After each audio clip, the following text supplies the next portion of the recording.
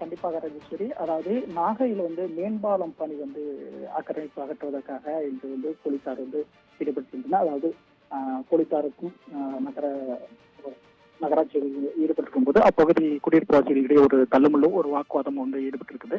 அதாவது குறிப்பாக சொல்ல வேண்டும்னா, நாகையில் போக்குவரத்து நெரிசலை குறைப்பதற்காக தோணித்துறை ரயில்வே மேம்பாலத்தை அக்கரப்பட்டை மேம்பாலத்தை இணைப்பதற்காக ஒரு புதிதாக 101 கோடி ரூபாய் மதிப்பில் மேம்பாலம் அமைக்கும் பணி சென்ற ஆண்டு துவங்கப்பட்டது. பல ஆண்டுகளாக நிறுத்தி வைக்கப்பட்ட பணி மீண்டும் சென்ற ஆண்டு பூமி பூஜை போட்டப்பட்டு தொடங்கப்பட்டது. அதற்காக அங்கு ஆக்கிரமிப்புகள் அகற்றும் பணி நடைபெற்று வருகிறது. இதனிடையே தோணித்துறையைச் சேர்ந்த சேகர், குபேந்திரன், செல்லத்துறை ஆகிய சகோதரர்கள் 3 பேர் வீடுகள் ஆக்கிரமிப்புகள் அகற்றுவதற்காக நாகை வட்டாட்சியர் ராஜா, நகராட்சி ஆணையர் லீனா சைமன்ஸ், நெடுஞ்சாலைத்துறை உதவி பொறியாளர் ஆகியோர் நிலையில் ஒரு 50 மேற்பட்ட போலீசார் அங்கு இன்று காலை முதல் குவிக்கப்பட்டனர்.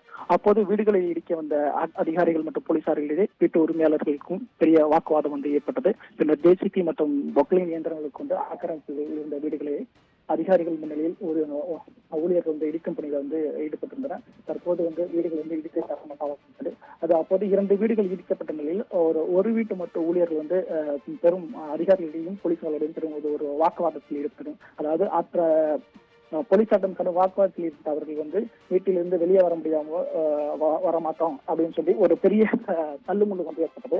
ஆனால் போலீசாருக்கும் இளைஞருக்கும் ஒரு கடும் வாக்குவாதம் நடத்த நிலையில் போலீசார் அவர்களை அப்புறப்படுத்தி போலீஸ் வேன்ல ஏற்றிட்டு பின்னர் வீடு இடிப்பதற்கான பணியை மேற்கொண்டனர். பின்னர் வீட்டில் இருந்தவர்கள் குண்டுகட்டாக தூக்கி வாகனத்தில் ஏற்றி வச்சிருந்தனர்.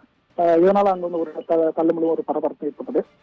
தொடர்ந்து அங்கிருந்தவங்களும் வாழ்ந்த இடத்தை விட்டு வெளியேற மாட்டோம் எனவும் அங்கிருந்த பெண்கள் கதறி எழுந்த ஒரு காட்சி அங்கு இருப்பவர்கள் ஒரு பதட்டத்தை விட்டது. அதாவது குறிப்பாக அது ஹைவேக்கு சொந்தமான இடமாக இருந்தாலும் ஒரு பூர்வீகமாக அங்கு வாழ்ந்து வருகிறார்கள். இதனால் அவர்களிடையே ஒரு பரபரப்பும் ஒரு அச்சமான நிலையில் இருந்தது. இந்த நிலையில ஒரு பெண்ணு திடீரென மயங்கி விழுந்தார்கள்.